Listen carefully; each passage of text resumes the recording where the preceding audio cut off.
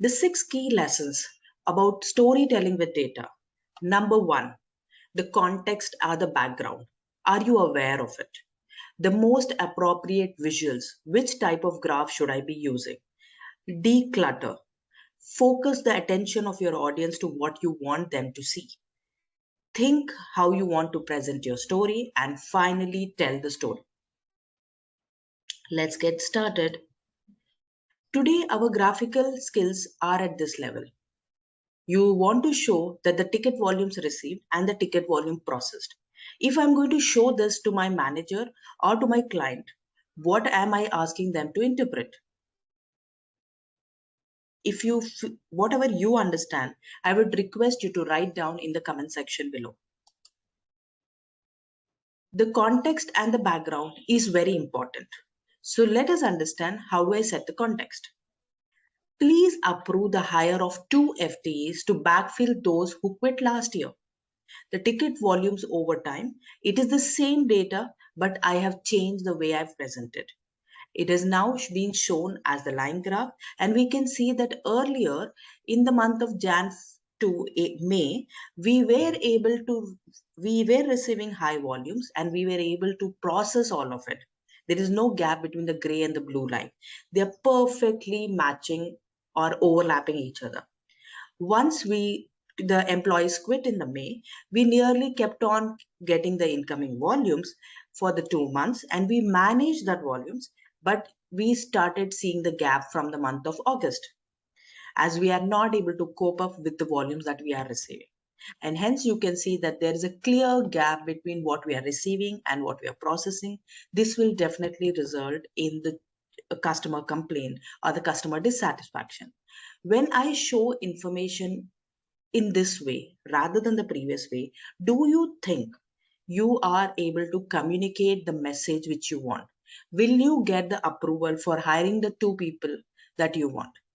So the title is very important, the key takeaway is important, and selecting the right type of visual is also important. I have got the attention to where I want. I have used a different technique of doing it. Let's take one more example. This is the survey result pre, how do you feel about doing science, and post, how do you feel about doing science. People said we are bored, great, and so on.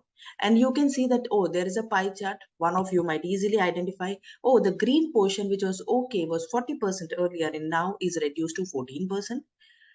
Are they excited? The blue portion was 19 and 38. So I'm literally struggling with my eyes to find out where did the improvement happen. Did they get bored or did they get excited? The colors are also very close to each other. I'm not able to relate whether it is the bored, which is 19%, which became 38, or is it the excited, which was 19, became 38. So I need to ensure that I use the appropriate visuals. If now, this time, instead of the pie chart, if I use the bar chart, how would you feel about science? Before the program, majority of the children felt just okay about science because my okay bar is 40% and my okay bar post the program has reduced to 14%. Where have these children modified to? I have written it down in the blue color. After the program, most of the children were kind of interested and excited about science. This very clearly shows that the choice of the color should be exactly what I want my attention to go to. So the blue color over here is about the post-program results. I haven't used any legends, but the color speaks for itself. I have written down the before comment in the gray color because the gray color is what represents the data relating to the survey before the class had started. This data is in response of the 100 students who participated both in pre and post session response. Let's take one more example. Average retail product price per year. These are the prices for product A, B, C, D, E over from 2008 to 2014. What do you understand? Yes, product A and product B seems to be going down. Product C also went down and D and E is going up and there is lot. What do you want me to understand? That could be your next question. What do I want you to understand? Instead of just giving a title which says that, okay, this is the average retail product price per year, let's try to tell the audience, what do I want them to understand? Let's take it further. To be competitive, we recommend introducing a new product below. The 223 average price point is $150 to $200 range. Retail price average by product, and we found that the recommended range is this because whenever you are starting a product which is below this range, you end up taking up your product sales a little bit higher than the average.